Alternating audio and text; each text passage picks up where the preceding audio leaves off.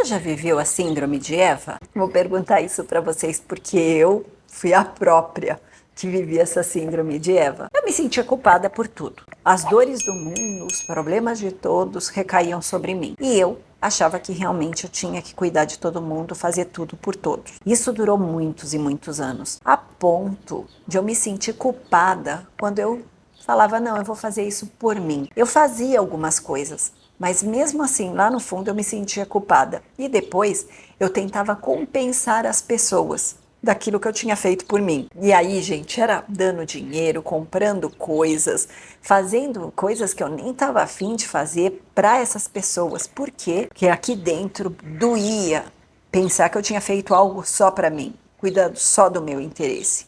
Isso não podia acontecer. Toda essa loucura me levou para o quê? Para um burnout.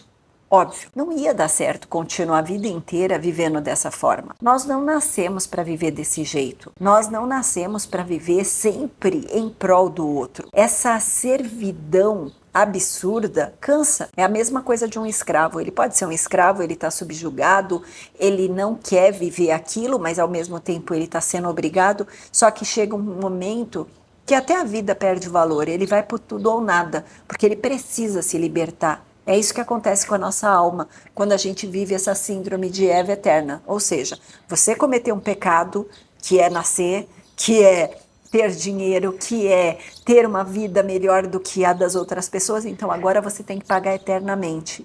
Isso não existe, isso é simplesmente absurdo. Mas não, as pessoas acham que é assim que tem que ser, que é assim que a vida que você vai ser mais amado, que as pessoas vão passar a te querer melhor. Não é real. Tá todo mundo muito encalacrado e muito preocupado em colher o seu próprio benefício. Então você fazendo ou não fazendo, você não vai ser mais amado. Você pode ser mais odiado? Não, nem isso. Porque as pessoas, elas estão com muita coisa na cabeça para se preocupar com você, entende? Se elas puderem colher benefício de você, beleza. Mas se não, fica por isso mesmo. Enquanto eu estava vivendo o meu burnout, enquanto eu estava vivendo todas as minhas confusões, o que eu ganhei de presente naquela época? Problemas familiares maiores que eu tinha que resolver.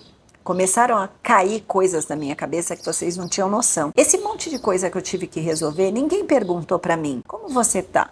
Você tá bem? Você pode resolver essas coisas? Não. Jogaram as coisas no meu colo e eu olhei e falei, eu tenho que resolver. O que aconteceu? Eu saí do burnout para outro burnout. É como se eu estivesse vivendo um esgotamento do esgotamento. E como que eu identifico isso hoje em mim? As minhas decisões eram péssimas. Decisões financeiras, decisões afetivas, decisões psicológicas, todas foram decisões de péssima qualidade. Hoje, que eu estou mais equilibrada, mais tranquila, eu vejo que as decisões não passaram por um filtro muito bom. Por quê? Porque eu não tinha condição nenhuma de raciocinar. Então, o que eu falo para vocês é que essa síndrome de Eva que a gente carrega, de que por sermos mulheres temos que dar conta de tudo, o mundo vai desabar se a gente não fizer a nossa parte, isso é mentira. Não é assim que funciona. Se todo mundo aqui é filho de Deus, se Deus cuida de tudo de verdade, o mundo não vai desabar se você olhar para você um pouco, se você se priorizar. Porque se você cair numa cama agora, se você ficar paralisada, aí sim a coisa vai ficar feia. Porque além de você não resolver os problemas do mundo, você está trazendo para você um problema maior, que é você virando peso na vida de alguém. Então, quando a gente fala sobre você se priorizar, não há nada de errado nisso. O errado era se você pensasse só em você. E você nunca vai ser capaz de fazer isso.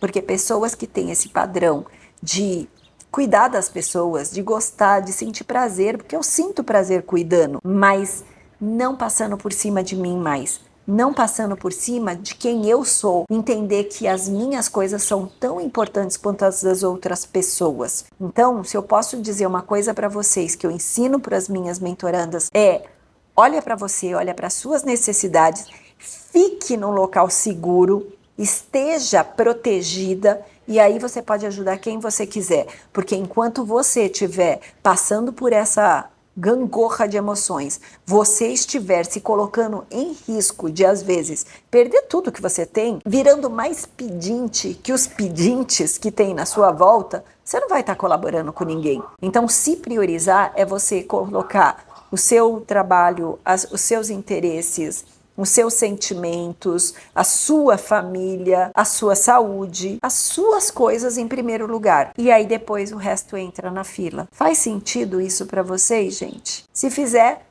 eu tô te convidando para me seguir aqui, porque nesse canal é isso que a gente faz. Compartilha ideias, compartilha conhecimento, compartilha o que a gente puder para ajudar uns aos outros a crescer, a evoluir.